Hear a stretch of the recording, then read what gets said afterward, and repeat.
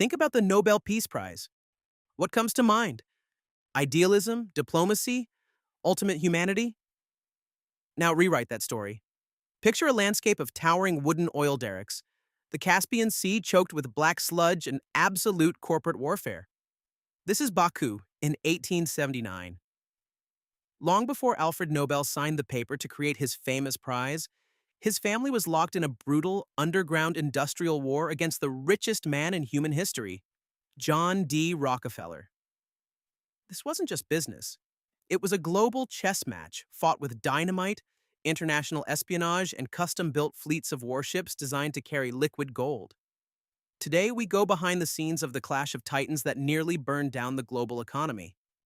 By the late 19th century, John D. Rockefeller achieved the impossible. Through his company, Standard Oil, he controlled over 90% of the oil refining capacity in the United States. He was a shadow emperor. If you wanted light in your home, you paid Rockefeller. He controlled the railroads, the pipelines, and the politicians. But Rockefeller had one massive problem. He didn't control the world. Thousands of miles away in the Russian Empire, a legendary family was building their own empire. Robert and Ludwig Nobel, Alfred Nobel's brothers, originally went to Azerbaijan looking for high-quality wood for rifle stocks. Instead, they found a land literally bleeding black oil. The Nobels bought up land in Baku and founded Branobel. Within a few years, they transformed a chaotic, primitive oil field into a technological marvel. They weren't just extracting oil, they were inventing the future. Alfred Nobel's breakthrough invention, dynamite, was funding this massive expansion. Rockefeller saw this rise and he made a silent vow: destroy the Nobels before they could challenge his global throne. The war began in the shadows. Rockefeller couldn't easily buy out the Nobels because they were backed by the Russian Tsar.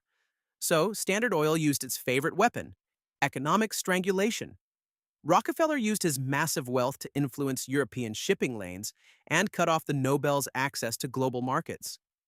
Every time a European distributor tried to buy Russian oil from the Nobels, Standard Oil would miraculously appear, undercut the price to a deficit, and drive the competitor out of business. But it went much deeper than price wars. In Baku, mysterious fires began breaking out at the Nobel refineries. Pipelines were deliberately ruptured. The Nobels had to hire private security forces, essentially private armies, just to guard their wells from corporate saboteurs. Standard Oil even placed undercover agents inside European ports to spread rumors that Russian oil was unstable, dangerous, and prone to exploding. It was a calculated, brilliant smear campaign designed to destroy the Nobel name. Ludwig Nobel realized that as long as they relied on traditional shipping barrels and Rockefeller-controlled railroads, they would lose. They needed a game changer. Something completely unprecedented. In 1878, Ludwig designed the Zoroaster. It was the world's first successful iron-hulled oil tanker. Instead of loading thousands of wooden barrels onto a ship, the ship itself became a massive, floating oil tank. Rockefeller's agents scoffed at the idea, predicting the ship would explode on its first voyage. It didn't. The Zoroaster revolutionized global trade. The Nobels could now move millions of gallons of oil directly through rivers and seas at a fraction of Rockefeller's costs. To counter this, Rockefeller rapidly built his own massive pipelines across America to bypass railroads entirely. Just as the Nobels were running out of capital to fight Standard Oil's infinite treasury, another legendary shadow family entered the arena: the Rothschilds. The Paris branch of the Rothschild family saw an opportunity to break Rockefeller's American monopoly. They financed the completion of the Baku Bottom Railway, allowing Nobel oil to reach the Mediterranean Sea instantly. With Rothschild money, Nobel technology, and Caspian oil, a true global alliance was formed.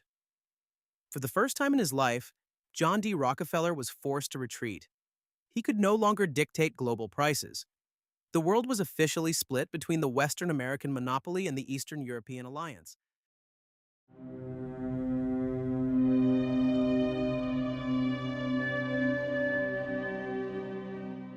When Alfred Nobel died in 1896, he left behind a massive fortune. Broken by the guilt of inventing dynamite and the sheer brutality of the oil wars his family fought, he dedicated his wealth to rewarding peace and human progress. The Nobel Peace Prize was literally bought with the profits of the bloodiest corporate war in history. So, the next time you hear about a billionaire monopoly or a global energy crisis, remember, this game isn't new. The board was laid out over a century ago by the men who fought for the soul of the Earth's resources. What do you think? Did Alfred Nobel create the Peace Prize to truly help humanity? Or was it just the ultimate public relations move to wash away his family's dark corporate past? Let's debate in the comments below and don't forget to subscribe for more hidden history.